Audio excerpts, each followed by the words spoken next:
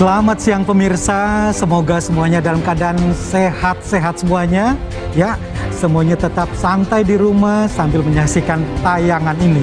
Ya pemirsa, lonjakan kasus penularan COVID-19 di Indonesia terus terjadi dan tercatat sudah tembus 2 juta lebih kasus positif. Bahkan dalam satu hari bisa 20.000 orang terinfeksi virus ini. Rumah sakit kewalahan menghadapi pasien bergejala COVID-19 yang terus berdatangan.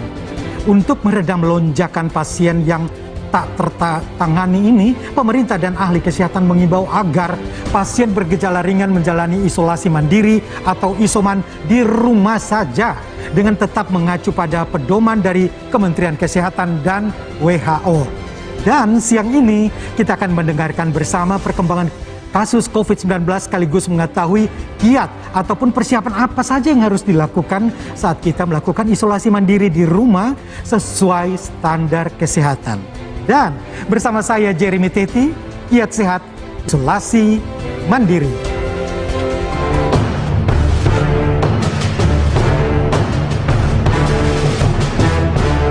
Beberapa hari terakhir ini wabah COVID-19 kembali meningkat. Lonjakan kasus COVID-19 di Indonesia terus meningkat, bahkan sudah menembus angka 2 juta orang, dengan tingkat kematian mencapai 57.000 orang. Berdasarkan data yang dihimpun dari Kementerian Kesehatan RI per tanggal 28 Juni 2021, tingkat kasus aktif sudah sangat tinggi, mencapai 218.476 kasus dan suspek di angka 133.134 orang. Kondisi ini membuat tenaga kesehatan dan medis kewalahan karena keterbatasan tenaga sekaligus ruangan. Rumah sakit mulai mendirikan tenda-tenda darurat. Untuk mengatasi kondisi itu, ahli kesehatan menyarankan penderita COVID-19 gejala ringan agar melakukan isolasi mandiri atau isoman di rumah selama 14 hari. Isoman dapat dilakukan di rumah dengan persiapan dan pedoman yang dianjurkan sekaligus menghindari penyebaran COVID-19 kepada keluarga, kerabat, dan masyarakat luas. Disiplin menerapkan prokes dan menghindari kerumunan tetap harus terus dilakukan. Sudah divaksin bukan berarti abai prokes. Terus disiplin dan bertanggung jawab terhadap diri dan sekitar. Niscaya pandemi akan segera berlalu.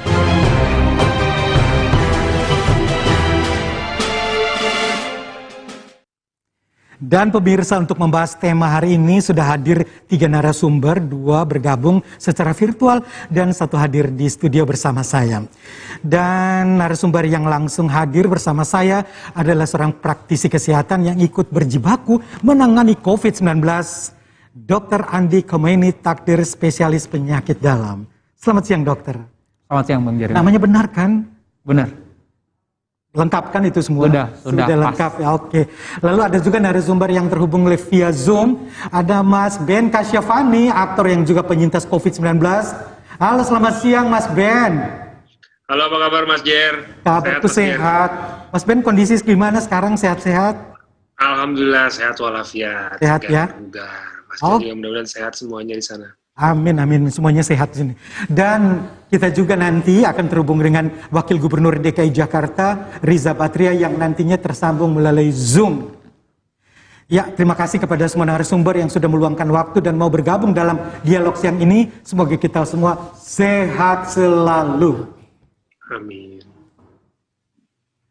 Ya, sebelum saya mulai bertanya kepada narasumber, saya ingatkan bagi teman-teman media yang sudah bergabung dapat bertanya melalui link Slido yang tertera pada tayangan ini dan dapat mengajukan pertanyaan pada live chat YouTube. Dan mengawali jumpa kita siang hari ini, saya akan langsung dengan Pak Dr. Andi Khomeini yang senang disapa Dr. Koko. Iya. Itu nama akrab mungkin di teman-teman dokter dan juga ini nakes, pasien juga mungkin panggilnya Dokter Koko ya. Sebagian. Ya, Dokter Koko ini menangani bertugas di Hotel Atlet ya. Di Wisma Atlet. Wisma Atlet, bukan Hotel Atlet. Hotel Atlet di Senayan. Wisma Atlet. Ya, itu berapa lama dokter bertugas di sana? Itu tahun berapa?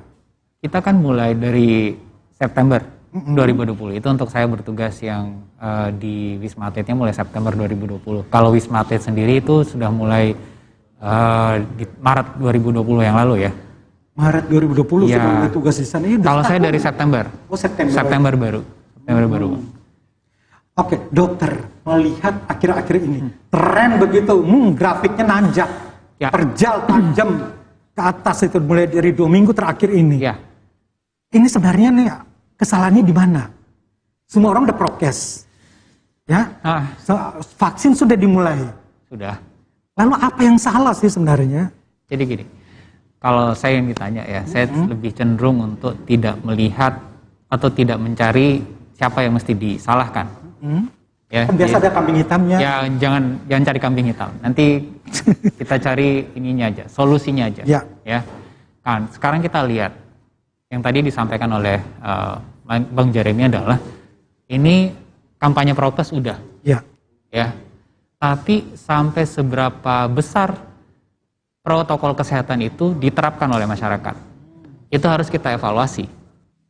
Apakah lebih dari 50% masyarakat kita yang sudah tahu nih, kan sudah 1 tahun itu kampanye kesehatan itu.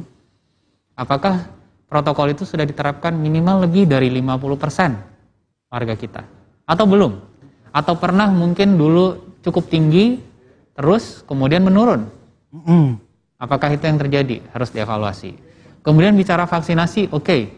Vaksinasi kita memang kita coba sekencang yang kita bisa. Tapi kita tahu jumlahnya mungkin belum sampai 20% Ya. dari total warga Indonesia yang menerima vaksinasi. Juta ya yang divaksin. Sekitar 20 juta sekian. 20 jutaan sekitar 20 juta sekian. Nah, itu masih jauh dari target. Target pemerintah adalah 180 juta orang. Ya. Ya. Jadi belum cukup aman bagi semua untuk hands down. Jangan dikendurkan dulu pertahanannya. Pertahanan kita sekarang adalah mencoba mengkombinasi 3M. Tadinya 3M nih, sekarang udah jadi bukan 5M lagi Bang. Sudah ada tambahan jangan makan bareng. Ya, makan bareng, terus yang bepergian. Ya, tapi intinya adalah bagaimana semua orang disiplin dengan maskernya, disiplin dengan perbaikan kualitas udara dalam dan luar ruangnya. Bicara masker, dokter kok pakai maskernya 2 lapis. Tapi sekarang lagi tren loh, di mana-mana orang olahraga pakai masker 2 lapis. Di kendaraan-kendaraan umum, semua rata-rata menggunakan masker 2 lapis. Apa itu lebih aman untuk proteksi? Kenapa sekarang ini kita menggunakan 2 lapis masker ya? Karena itu ada hasil riset yang dirilis. Ini dari CDC, meminjam hasil riset dari Amerika Serikat yang menyatakan kalau kita hanya menggunakan 1, maka tingkat proteksi yang dihadirkan oleh si masker itu terhadap virus ini itu sekitar 60-80%. Tapi kalau kita gunakan 2 lapis, maka tingkat proteksinya bisa naik sampai 90%. Ya. Itu sebabnya kemudian kita mulai mengajak lagi teman-teman semua untuk menggunakan masker 2 lapis. Tapi lihat situasinya. Kalau kayak tadi ada orang olahraga nih, lagi lari sendiri, tidak ada orang lain yang rame-rame dengan dia. Di alam terbuka, 1 mungkin sudah cukup. 1 masker, 1 lapis masker sudah cukup. Karena jangan sampai malah kebutuhan dia yang metabolismenya yang meningkat kan tentu perlu udara yang lebih, oksigen yang lebih banyak ya. Oke, dokter akhir-akhir ini kita lihat lonjakan pasien COVID-19 sudah menembus sampai 20.000, 21.000. Nah, dokter yang pernah bertugas di Wisma Atlet itu melihat nakes kita sekarang mulai seperti apa nih dok? Kelelahan. RSUD udah ada yang penuh 100%. Iya. Di Tarakan, Rumah Sakit Tarakan, tadi malam informasinya sudah full 100%. Nah, dokter kalau melihat kayak gini bagaimana? Nanti nakes-nakesnya akan tepar satu persatu? Ya jangan. Jadi tentu kita perlu yang namanya rencana mitigasi. Kenapa kemudian tenaga kesehatan itu, para dokter, kemudian teman-teman kita ya, mulai dari perawat, bidan, apoteker, dan lain-lain kan, itu sebenarnya adalah front line, tapi mereka di benteng terakhir justru.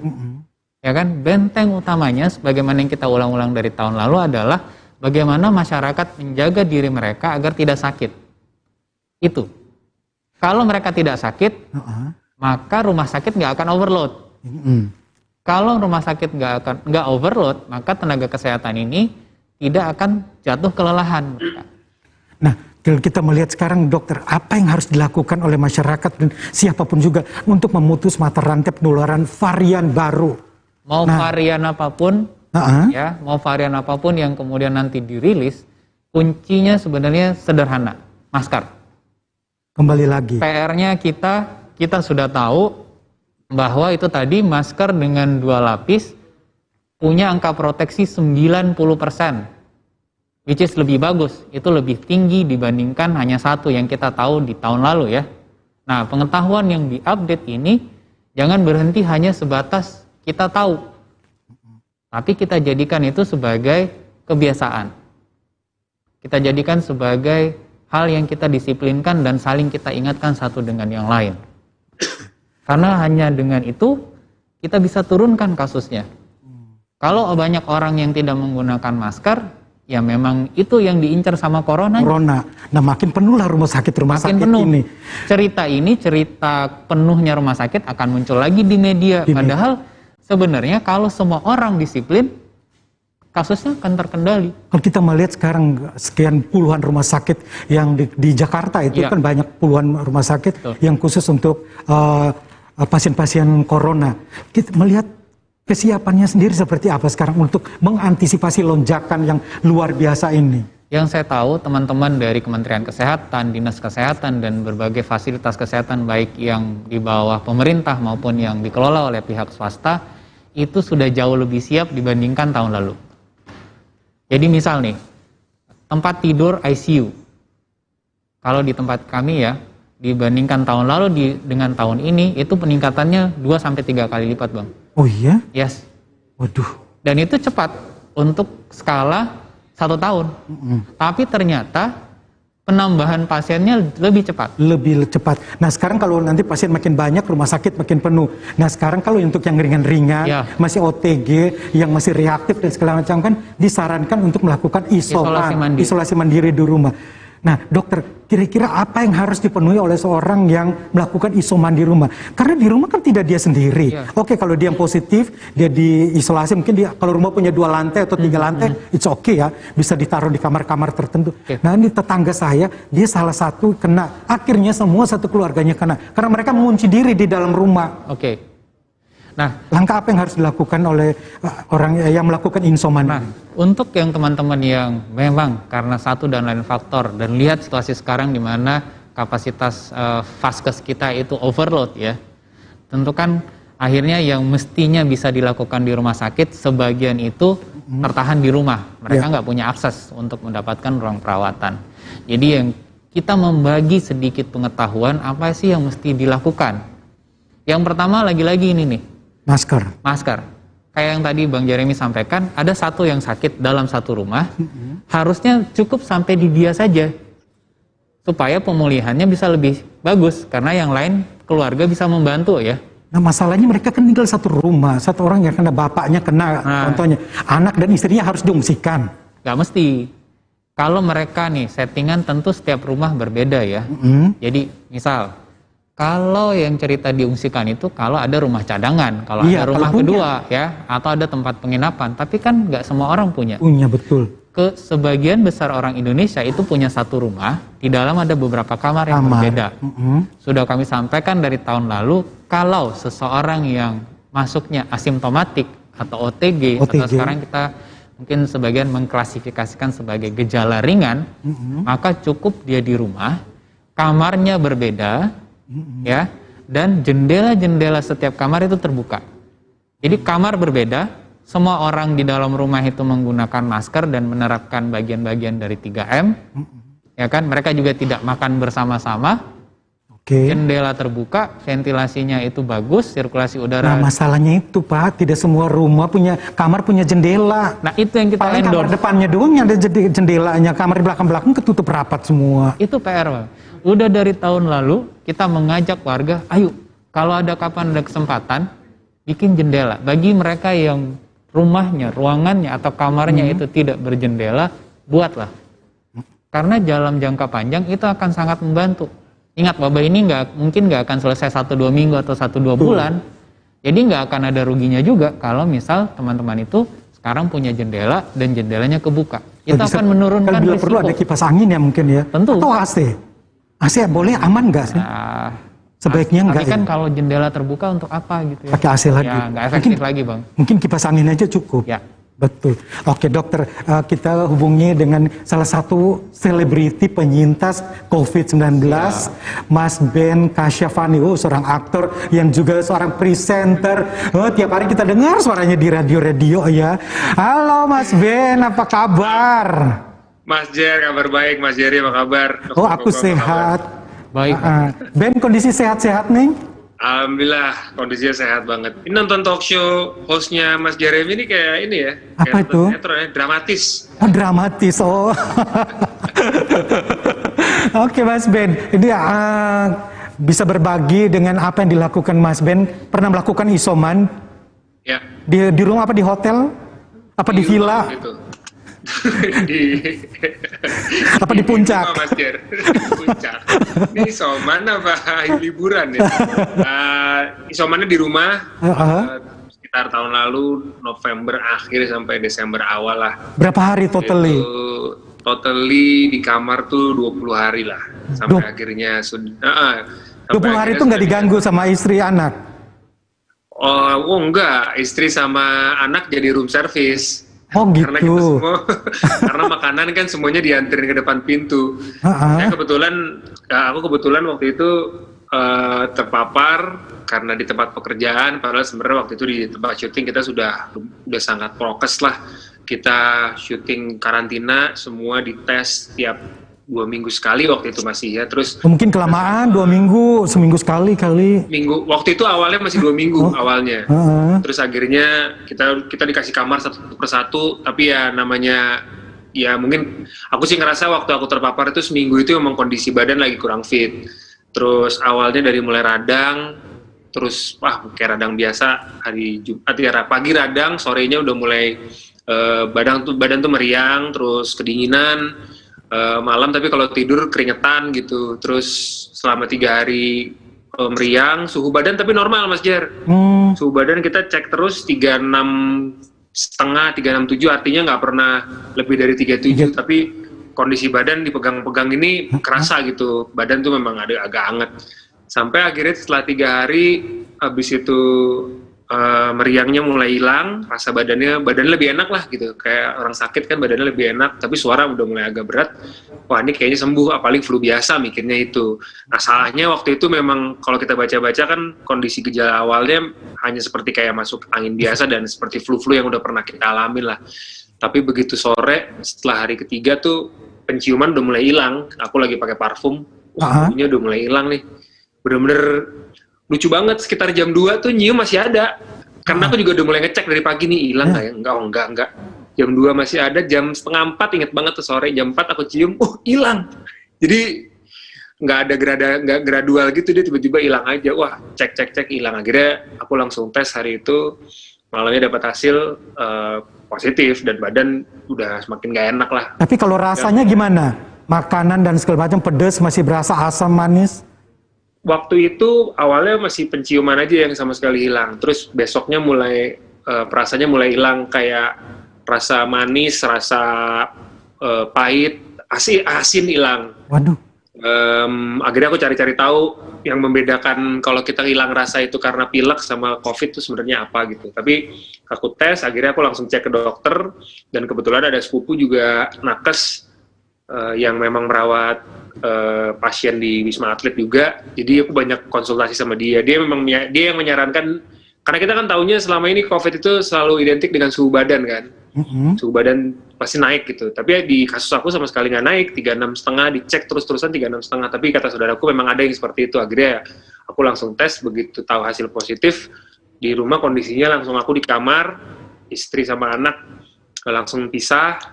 Kerjaan aku langsung berhenti. Ya udah akhirnya kita isoman. Tapi isoman itu pun aku setelah periksa ke dokter, di ronsen, di CT thorax, dan mengikuti saran dari mereka, dari dokter, dia yang memutuskan apakah kita perlu dirawat atau tidak. Tapi alhamdulillah di case aku bisa untuk melakukan isoman sambil mengkonsumsi obat sama vitamin yang dikasih gitu. Oke, Mas Ben di rumah tidak sendiri, ada istri dan juga anak, mungkin juga ada asisten rumah tangga, driver ataupun siapapun juga di rumah.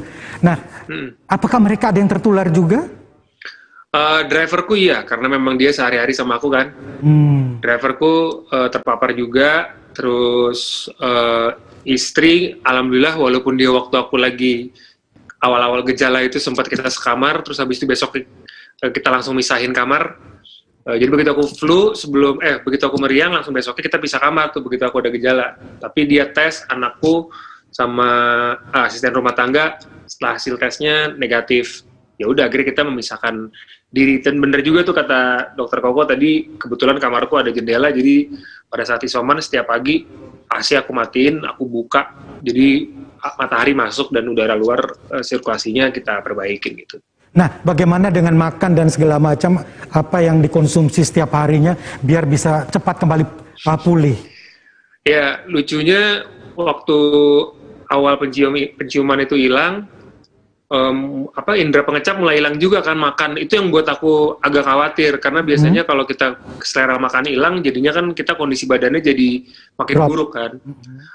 Sampai hari pertama aku inget makan itu aku dikasih, kan langsung mikirnya kan makanan yang sehat-sehat kan. Ya. Kan seperti kita tahu makanan sehat ya rasanya begitulah. Terus habis makan langsung mual. Aduh, aku langsung khawatir tuh karena mual, agak mau muntah gitu, langsung khawatir takutnya selera makan hilang. Ini nggak tahu sih, mungkin dokter bisa koreksi. Aku langsung mikir, wah ini kayaknya harus cari makanan yang seleranya bikin kita pengen makan gitu. Akhirnya aku makan nasi goreng buntut. Akhirnya pesan nasi goreng buntut favorit di online, makan, wah selera makannya muncul. Jadi kurang lebih ada sekitar 3 hari tuh makanannya bisa dibilang kurang. Rasanya gimana? Nasi goreng buntut rasanya gimana? Hambar-hambar seperti bengkoang? Rasanya bener-bener kayak nggak ada rasanya, paling ada pedes-pedes dikit, ada rasanya kayak pahit gitu, tapi kan gurih, kita masih bisa, ya kerasa lah ada bumbunya lah, tapi bener-bener plain aja gitu kayak makan. Tapi kan teksturnya kita bisa nikmatin dan psikologisnya jadi bisa menikmati makanannya gitu. Nah setelah 3 hari selera makannya mulai balik, jadinya makan yang sehat, mulai memperbaiki lah supaya vitaminnya juga ada kan. Ya udah akhirnya kita makan, terus konsumsi vitamin sesuai dengan anjuran dokter. Terus ya itu istri sama anakku jadi room service. Hidupku enak banget mas. Oh iya. Bangun, depan kamar ada makanan. Tray isinya makanan, vitamin, orange juice kayak di hotel lah pokoknya. Udah. Jadi kita everyday breakfast in bed. Itu berapa lama dari positif sampai sembuh tuh berapa lama? Sampai akhirnya hasil tesnya positif.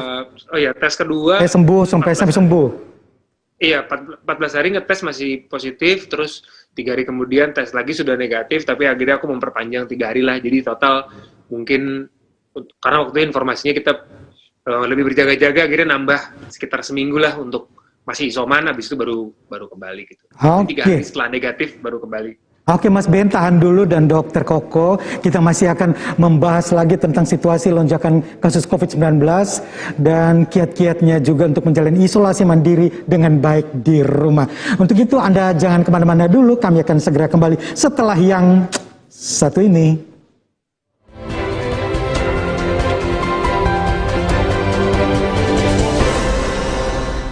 Tak kenal maka tak kebal.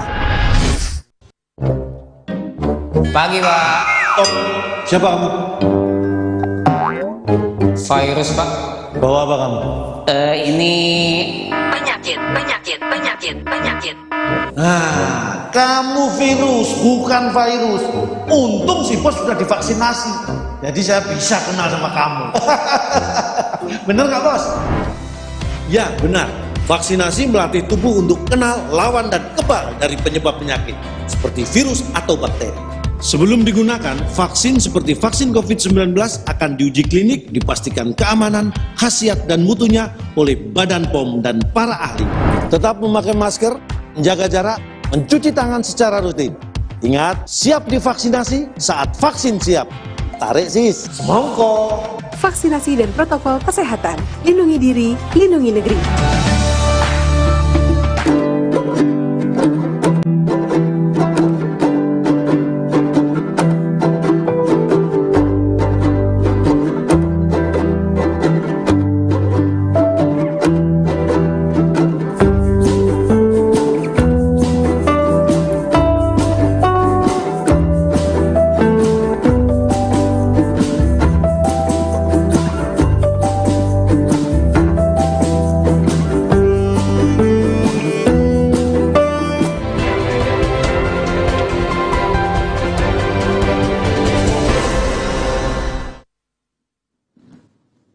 Ya, masih bersama saya Jeremy Teti dan kami akan lanjutkan pembahasan siang ini masih bersama narasumber saya, praktisi kesehatan Dr. Andi Komeni Takdir, spesialis penyakit dalam dan juga penyintas COVID-19, Mas Ben Kasyafani. Ya, dokter, kita melihat tadi apa yang diceritakan oleh Mas Ben tentang bagaimana dia melakukan isoman di rumahnya dengan gayanya dia tuh udah benar belum sih? Atau mungkin ada yang harus dikoreksi?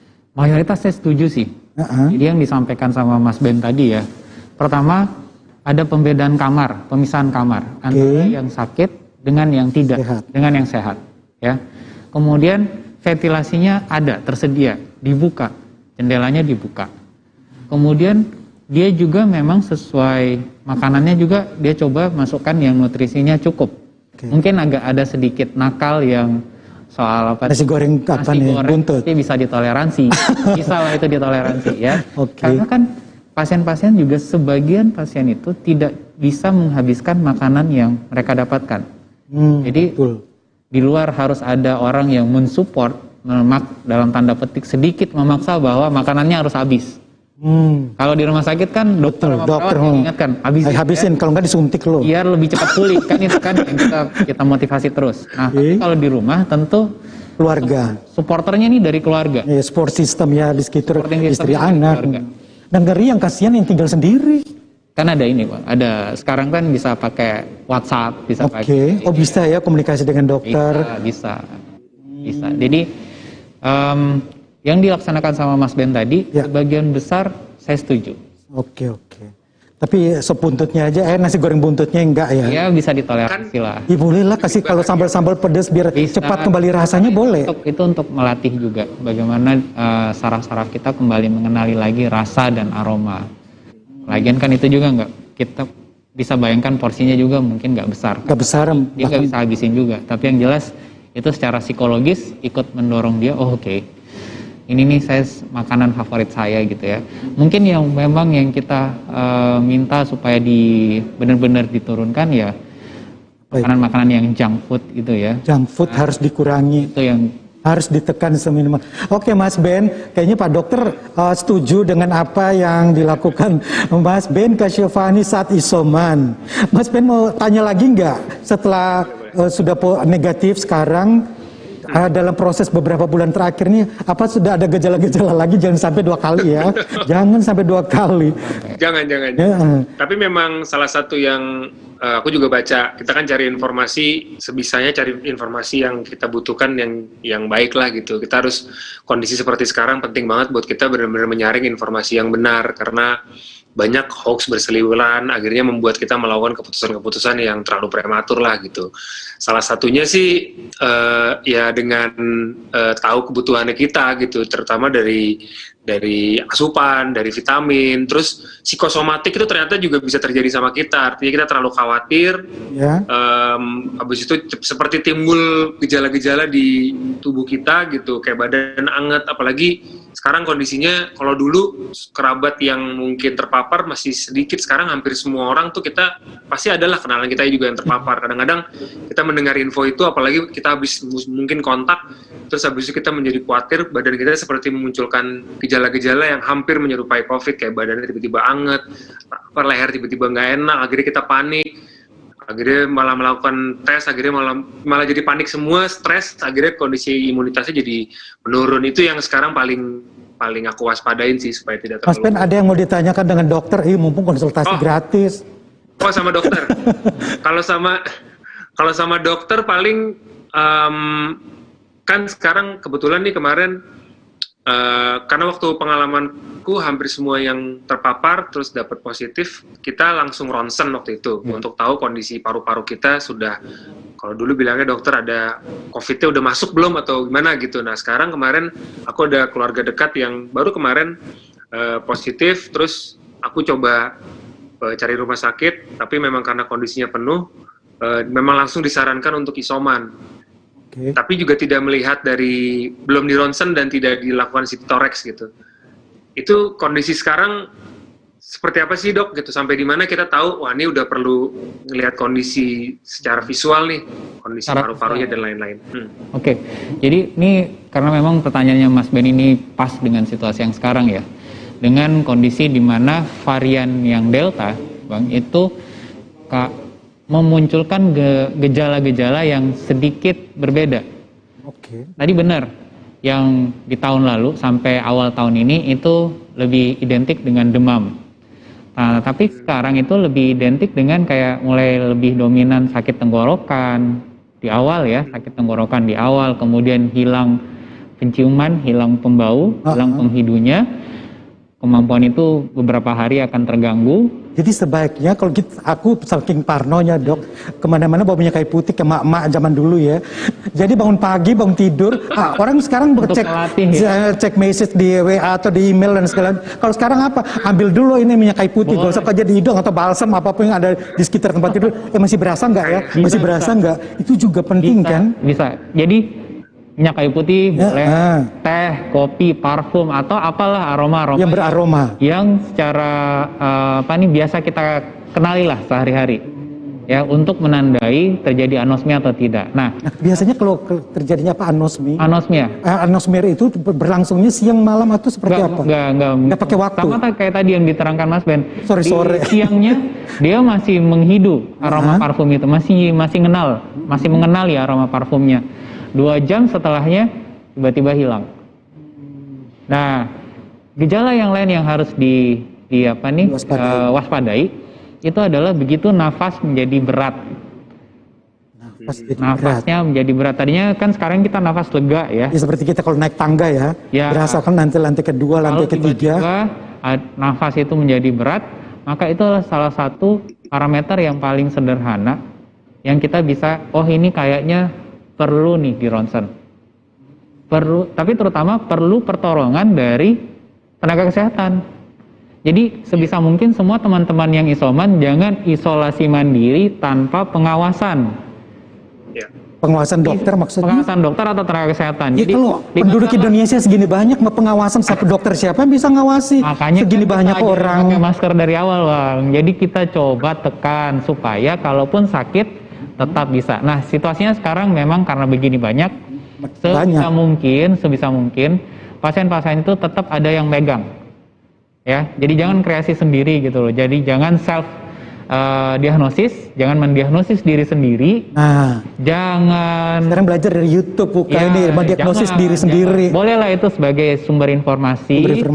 Tapi otoritasnya orang yang kemudian terbiasa meramu data ini, data A, data PCR ada, data darah ada, keluhannya ada. Ini COVID, gejala ringan, sedang, berat.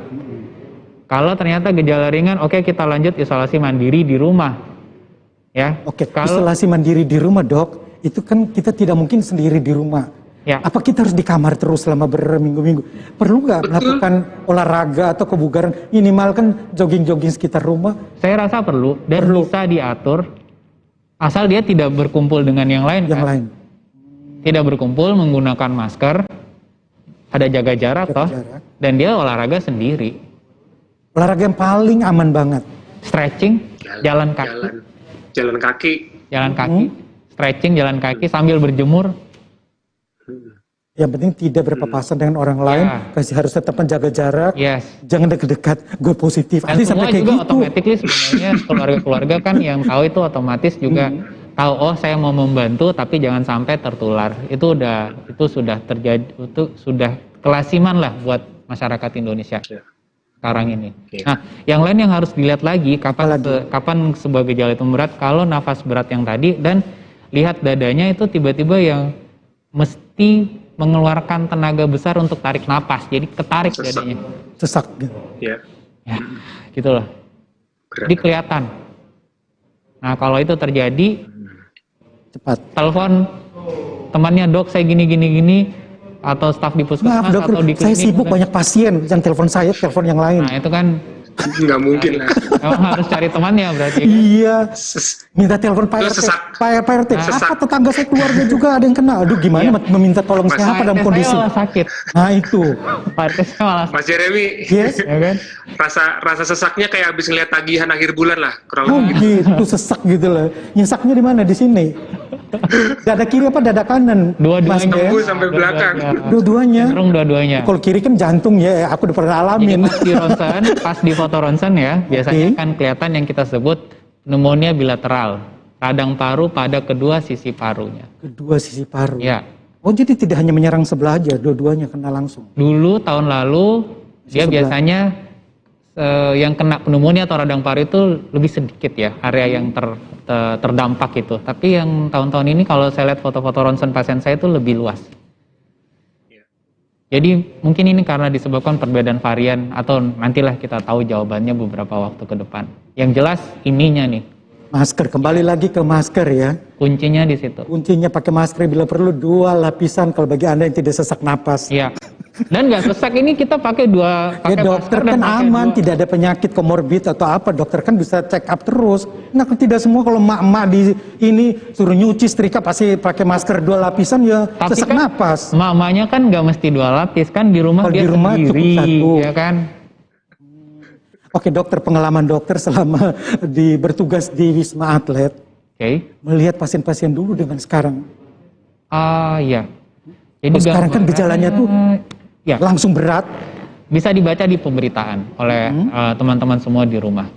Akhirnya kan disediakan tempat oleh pemerintah yang membedakan pasien-pasien dengan gejala ringan itu dikirim ke tempat perawatan yang lain. Ya, Kemudian yang bergejala agak signifikan itu stay di Wisma Atlet. yang sedang dan menuju ke Ya. berat. Jadi jumlah bertambah, jumlah pasien bertambah Oke. dan gejalanya juga makin bervariasi. Ya. Gejalanya makin bervariasi. Plus kita tahu sekarang susah sekali, nggak hanya di Wisma Atlet, hampir di seluruh fasilitas kesehatan itu susah yang namanya menemukan ruang perawatan high care unit atau intensive care Care unit. unit. Penuh. Penuh. Keluar 1, yang antri mungkin 10. Nah itu makanya terjadi antrian kan di lobi. Antrian dan kadang ya yang beberapa kali kita dengar akhirnya sebagian pasien tidak menemukan ruang perawatan yang dia butuhkan. Nah dokter Itu kita perbedaan settingan tahun ini dibandingkan dengan yang tahun akhir kemarin. tahun lalu dan awal tahun 2021. Awal tahun masih. Ya. Oke dok, ini sebagai orang yang melakukan isoman di rumah, isoman dan sendiri di rumah, kan keluarganya tidak semua melek dengan masalah informasi seperti Mas Ben gini kan, ya dia presenter terkenal, artis dan segala macam, jadi bisa mencari informasi, dia tahu gue sakit ini, gue cari informasi gini. Nah apa yang harus dilakukan oleh mak-mak kita, bapak-bapak kita di rumah, orang-orang tua, suplemen ataupun obat-obatan yang perlu Anda siapkan di rumah ketika melakukan isoman?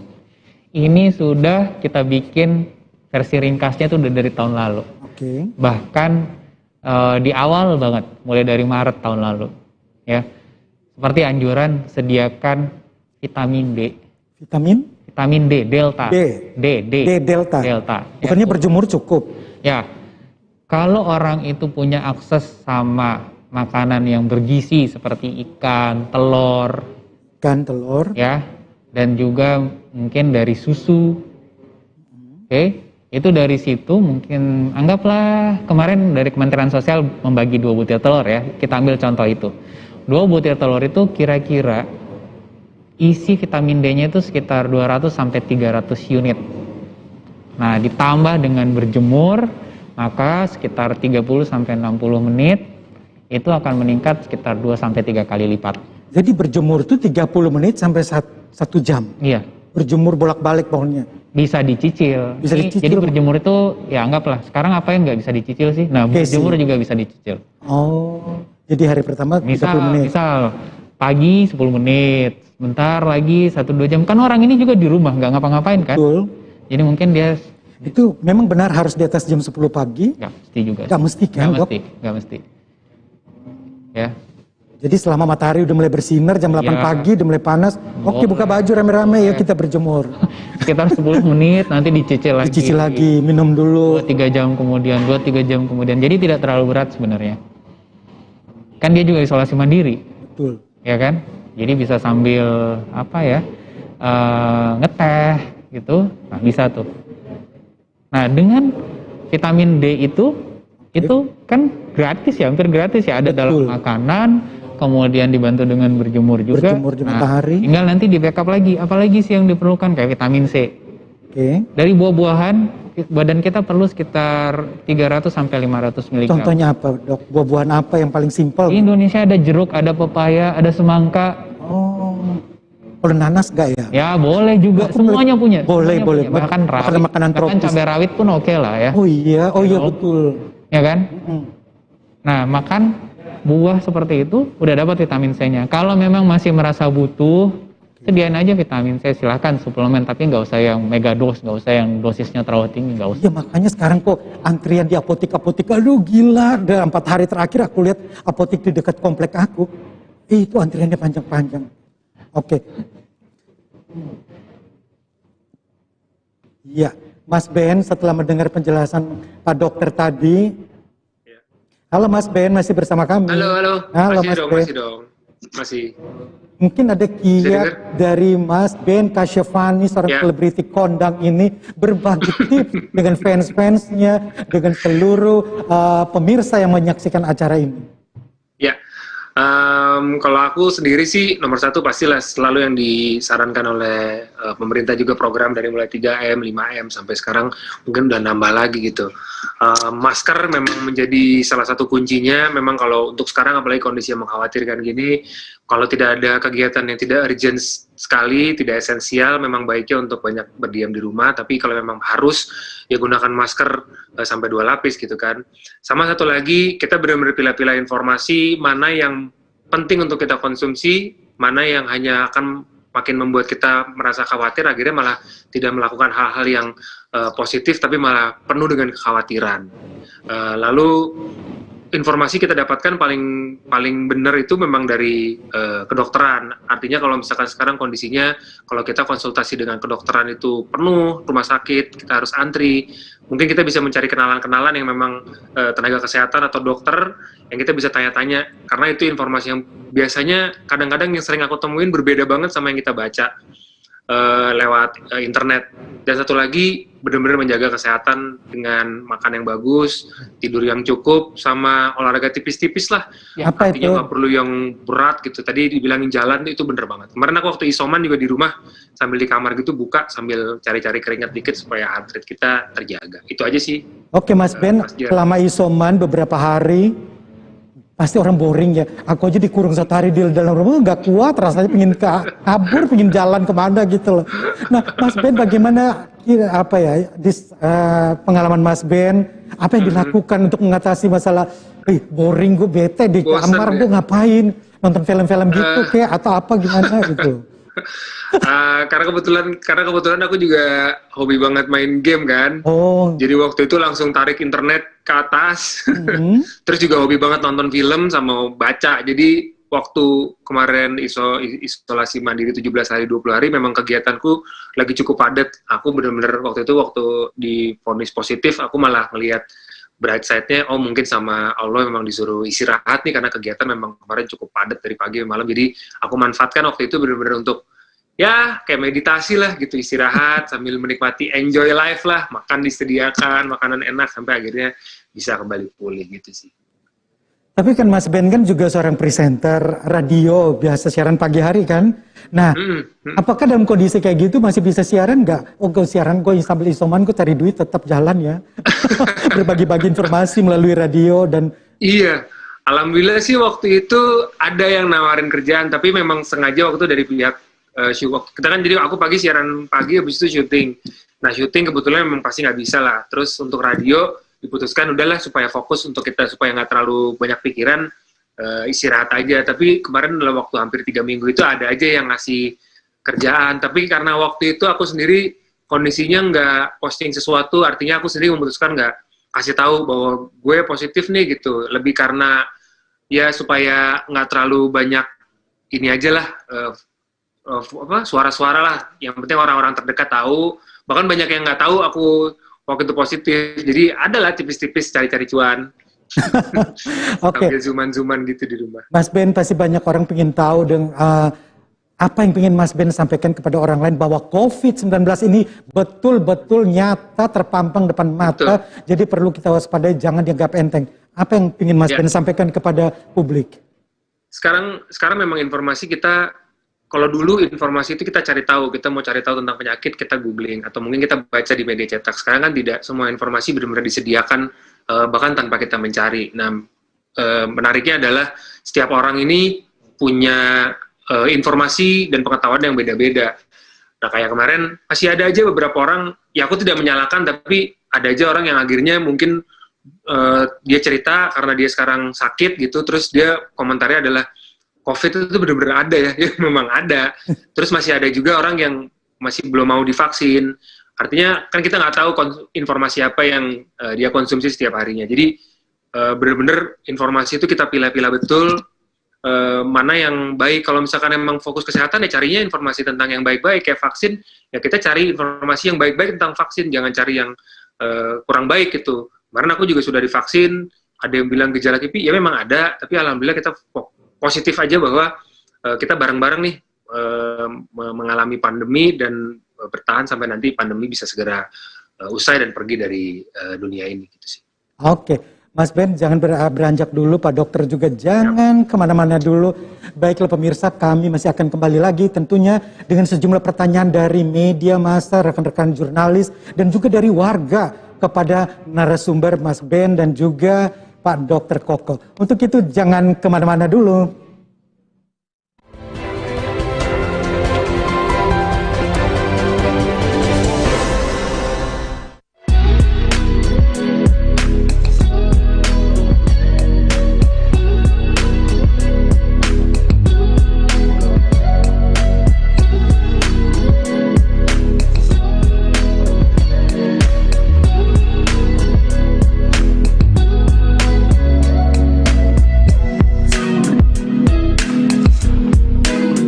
Kenal maka tak kebal.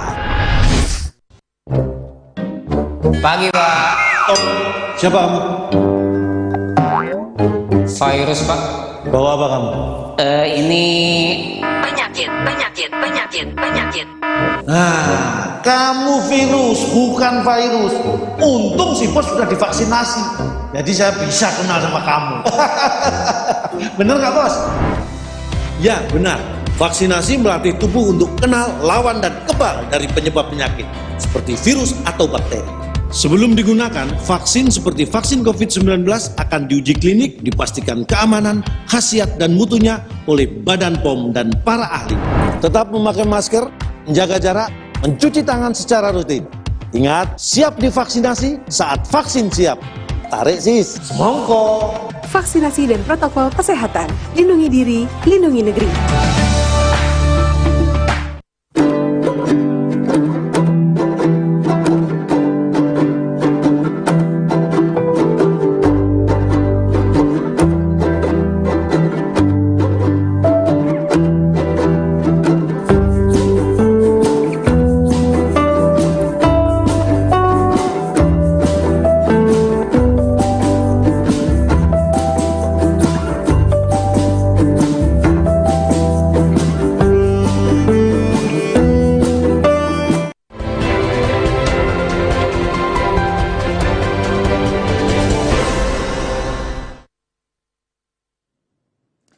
Ya, masih dari Media Center Kominfo di Medan Merdeka dan masih bersama saya Jeremy Teti dan juga tentunya dua narasumber saya yang sudah aktif dari tadi, Pak Dr. Koko dan juga Mas Ben Kasyafani yang terhubung melalui Zoom. Dia saat ini berada di rumahnya.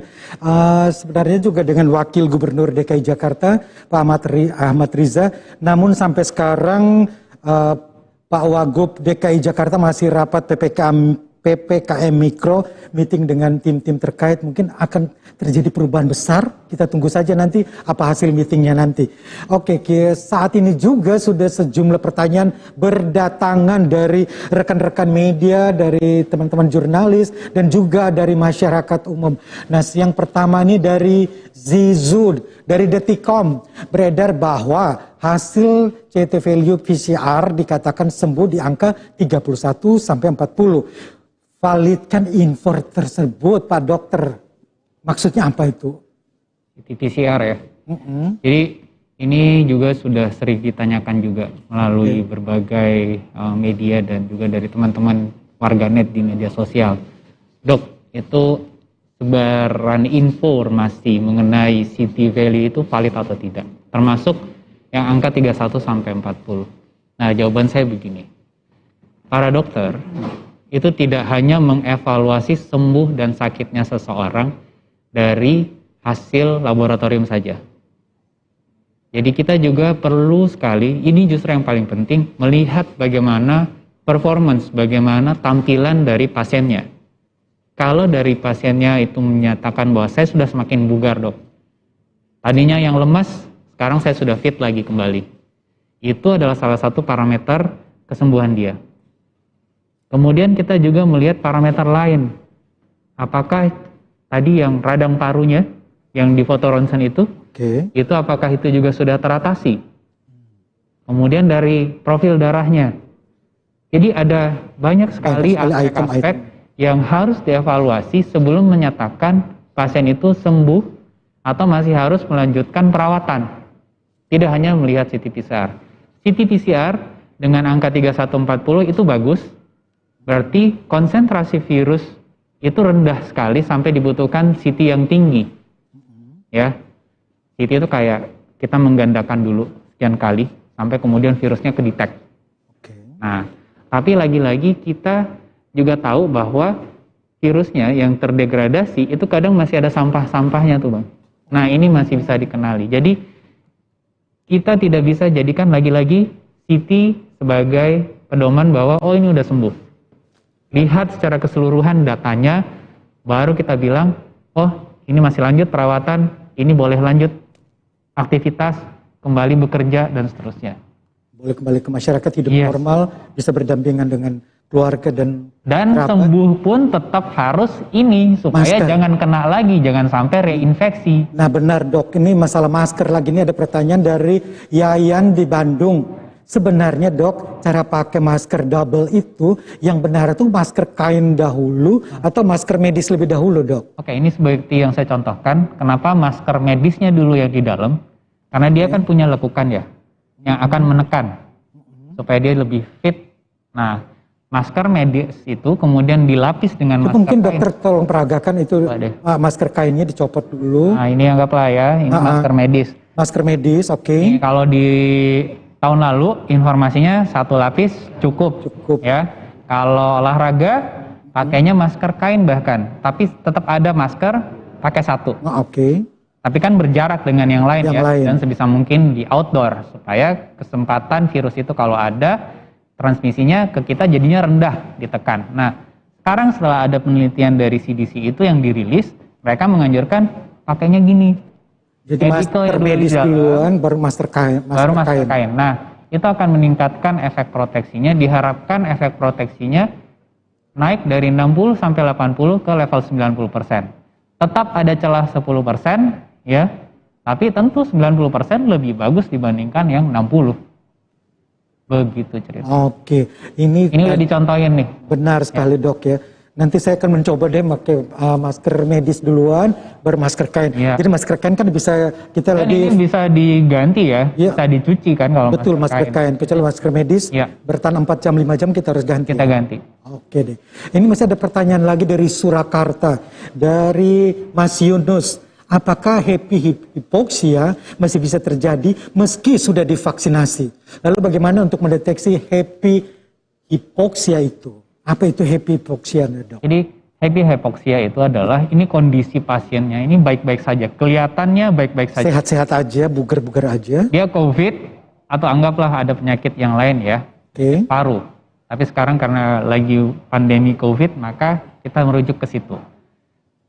Anggap dia pasien ini COVID, dia bisa ngobrol, bisa aktivitas, tapi ternyata level oksigen dalam darahnya itu di bawah standar. Itu yang namanya happy hypoxia. Sebenarnya bukan happy, tapi dia bisa berfungsi, bertindak seperti layaknya sedang tidak sakit.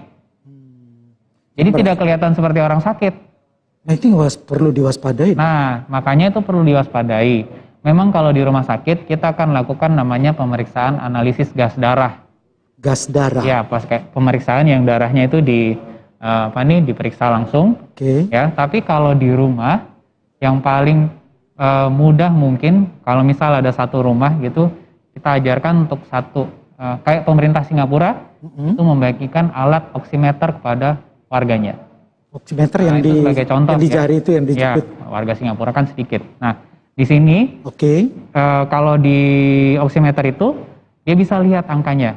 Kan itu ada panduan. Kalau saturasi oksigen itu di atas 95%, itu kita masih cukup safe. Tapi kalau dia turun, kita harus aware. Jadi level maksimal 95. Pakai angka 95 itu. 95. Dengan catatan alatnya bekerja baik ya. Oke. Nah, jangan sampai baterainya swak lagi nanti. Nanti kemudian panik gara-gara alat pemeriksaannya lagi tidak bekerja optimal. Kan? Nah, tiba-tiba dia drop. kita pastikan levelnya di situ. 95. Nah, ini ada pertanyaan yang tadi kalau sempat saya baca, apakah kalau divaksinasi masih bisa happy hypoxia? Masih. Karena vaksinasi lagi-lagi tidak menjadikan orang itu benar-benar nggak bakal kena COVID. Nah, betul. Vaksinasi adalah upaya, ini seperti melatih badan kita supaya dia kenal sama COVID itu, virus penyebab COVID-nya. Harapannya gejala tidak menjadi lebih berat. Gitu. Jadi tetap bisa terjadi happy hypoxia, tapi tidak seberat. Tidak seberat dengan kalau orang yang belum divaksin. orang ini tidak divaksinasi. Oke, kita berbicara masalah vaksinasi. Ada teman saya, kebetulan tetangga rumah juga, kita biasa rajin olahraga bareng. Nah, dia sudah 2 kali vaksin, dan sekarang tertular satu keluarga. Oke. Nah, itu sebenarnya kesalahannya di mana? Saya juga bingung. Dia juga bilang dia sudah menjalankan prokes, keluarganya segala macam sudah dilakukan semua yang diinginkan, tetap saja masih terpapar satu keluarga. Again, vaksinasi tidak menjadikan orang bakal kayak ada bentengnya gitu, enggak ya? Bukan benteng di luar dia, bentengnya di dalam. Benteng kita yang di luar adalah masker, jaga jarak, ya, cuci tangan, dan tidak berkumpul, tidak makan bersama. Ingat, tidak kerumun, tidak makan bersama. Yang pergi ke mall makan bersama, mau duduk satu meja 5 orang. Nah itu sebabnya kalau di tempat-tempat tertentu kan dia bikin tuh pembatasan. Pembatas, ini betul. jangan duduk ya. Udah kayak wartel ya, dikasih mika putih. Mungkin itu salah satu upaya supaya droplet yang mungkin bisa tersebar pada saat orang makan dan berbicara itu jangan sampai kena ke orang lain. Tapi lagi-lagi kalau memang bisa menghindari itu, ya udahlah, makannya di rumah. Mungkin makanannya dipesan. Pesan aja dibungkus, ya. aku aja juga gitu ke warung. Bikin sendiri. Iya. Makanan yang lebih sehat. Kita semua belajar masak yang lebih sehat. Jadi opsi-opsi itu tersedia banyak. Oke, kita kembali lagi ke Mas Ben Kasyafani. Mas Ben masih bersama kami. Masih dong, nyimak terus. Mas Ben sudah vaksin? Sudah. Alhamdulillah udah vaksin, tapi baru vaksin 1. Vaksin 1. Nanti vaksin 2-nya bulan Agustus. Bulan Agustus. Apa yang dirasakan setelah divaksin? Kemarin memang ada sedikit gejala gejala KIPI ya bilangnya ya.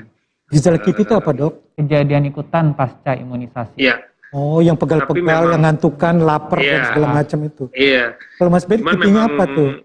Waktu itu KIPI-nya ya biasa, seperti badan nggak enak, terus juga ada demamnya juga, sumang, tapi memang nggak yang sampai tinggi, tapi badan nggak enak lah, badan kayak lemes. Tapi memang kalau baca-baca yang lain, terus informasi yang kita tahu dari pihak sananya memang seperti itu. Tapi memang waktu vaksinnya sendiri memang aku kondisinya nggak fit, karena waktu itu kita lagi banyak kegiatan lah. Walaupun sudah disarankan banget begitu mau vaksin, kondisi badan memang lebih baik untuk fit. Kita perhatikan deh pokoknya anjuran-anjuran yang disarankan pada saat kita melakukan vaksin. Tapi habis itu ya alhamdulillah sehat-sehat aja gitu. Jadi banyak yang bertanya, banyak yang masih khawatir, bahkan banyak juga yang takut aku sih selalu bilang ya cari informasi yang benar dan yang kita butuhkan. Dan kita harus positif terus, itu sih. Apakah satu keluarga semua sudah divaksin? Mungkin anak-anak belum ya? Anak-anak belum, istriku udah, keluarga, orang tua alhamdulillah udah, orang tua dua-duanya udah, mertua juga sudah. Tinggal support system di rumah aja nih. Sekarang kayaknya dalam seminggu ini aku dapat link beberapa dari daerah Tangerang Selatan tempatku tinggal, udah bisa didaftarkan tuh.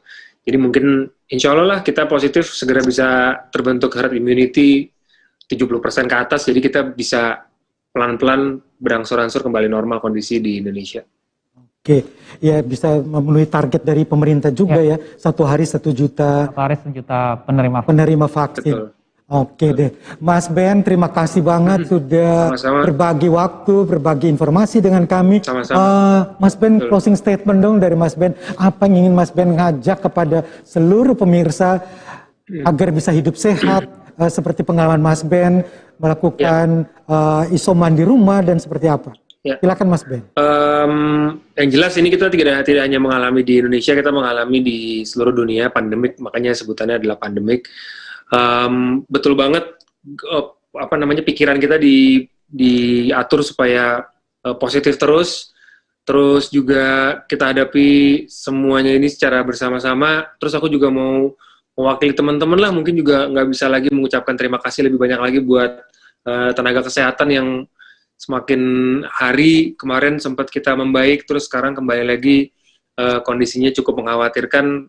Kita tahu tenaga kesehatan juga terbatas, tapi masih terus passionately untuk membantu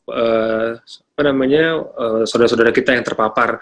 Tapi satu lagi aku cuma ngingetin, balik lagi kita energinya jangan saling menyalahkan. Aku setuju juga tadi Pak Dr. Koko juga bilang kita nggak fokusnya jangan siapa yang salah. Memang kemarin ada kondisi mudik dan lain-lain, tapi kita fokus ke depan menyelesaikan masalah ini seperti apa, dan mungkin yang sadar atau belum sadar mulailah konsumsi informasi yang valid sehingga energinya, tenaganya kita habiskan untuk solusi, bukan mencari siapa yang salah. Itu sih paling. Betul.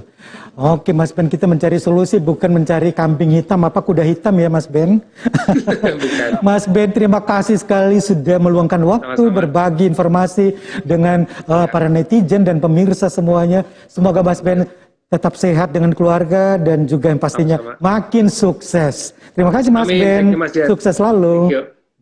Sukses. Nah, Mas Ben sudah ini sekarang Pak Dokter. Kita melihat kondisi sekarang, singkat saja, kondisinya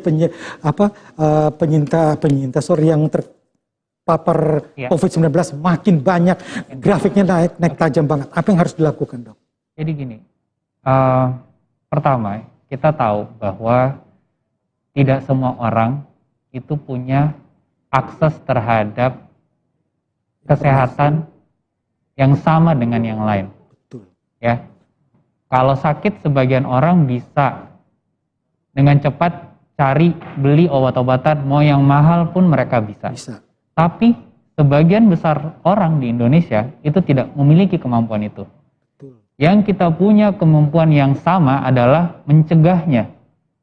Kalau kita semua mengerahkan effort penuh untuk mencegah agar kita tidak terpapar oleh virus ini, itu semua bisa melakukan. Dan itu memang tanggung jawab bersama.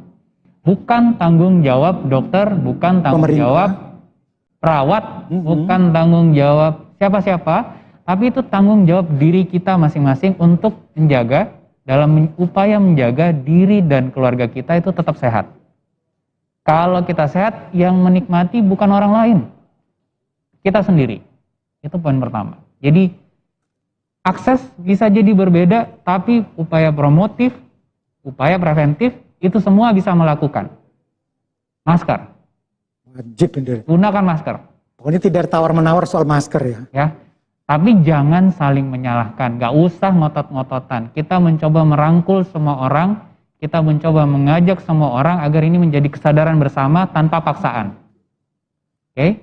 Yang kedua, begitu ada vaksinasi, begitu ada menerima undangan vaksin, gunakanlah. Ya, jangan menunggu, saya nunggu vaksin A, saya nunggu vaksin B, karena vaksin terbaik yang ada sekarang adalah vaksin yang tersedia. yang tersedia. Yes. Jangan nunggu-nunggu. Gak usah. Punya duit kok, aku tunggu yang bagus, Gak yang usah. ini. Aku pengen yang Amerika punya, Belum aku pengen yang tentu Inggris. datang. Kenapa? Karena semua orang masih menjaga stok vaksin buat negerinya sendiri. Oke. Jadi yang kita punya, kita gunakan. Ya, sambil saling jaga, sambil saling pantau. Nanti kan ada meja screening, meja pemantauan, ada pemantauan KIPI dan lain-lain. Ya, itu kita kerjakan sama-sama. Supaya target terjadinya herd immunity itu bisa kita penuhi di tahun ini. Ya, mudah-mudahan. Kita nggak mau ini wabah masih bikin kita masih sama-sama takutnya itu di tahun ke depan ya. Oke. Jangan sampai Kita pengen kita bisa menang sama-sama, pengen bisa sehat sama-sama. Mau yang kaya, yang miskin, ya, yang terdidik, yang pendidikannya tinggi, yang pendidikannya belum tinggi, kita pengen semuanya selamat. Oke, terima kasih dokter sudah berbagi informasi. Siap. Waktu terbatas, Dok. Nanti kita ketemu lagi di episode-episode selanjutnya, dokter ya. Oke, baiklah pemirsa, dimanapun Anda berada, kerjasama untuk sayangi Indonesia. Kita bisa melihat semua program kebijakan pemerintah selalu mengutamakan kesehatan sekaligus memulihkan ekonomi nasional. Mulai dari stimulus ekonomi UMKM, bansos, hingga vaksin dan pengadaan obat khusus COVID-19. Sekali lagi, tetap disiplin dalam protokol kesehatan, mengikuti vaksinasi, bergotong royong, saling membantu, sambil tetap menjaga diri dan menjaga Indonesia kita dengan mengedepankan 3M, menjaga jarak, memakai masker dan benar, dan tidak lupa untuk mencuci tangan. Sekali lagi kami ucapkan banyak terima kasih kepada Pak Dokter yang sudah datang ke sini meluangkan waktu dan juga Mas Ben Kasyafani. Sayangnya Pak Wakil Gubernur belum bisa bergabung karena sibuk. Jakarta sekarang lagi parah-parahnya tidak. Jadi terima kasih atas semua pertanyaan-pertanyaan dari rekan-rekan media. Terima kasih atas seluruh perhatian Anda. Kita jumpa lagi di dialog produktif berikutnya. Terima kasih, sampai jumpa. Saya Jeremy Teti. Ya, terima kasih dokter.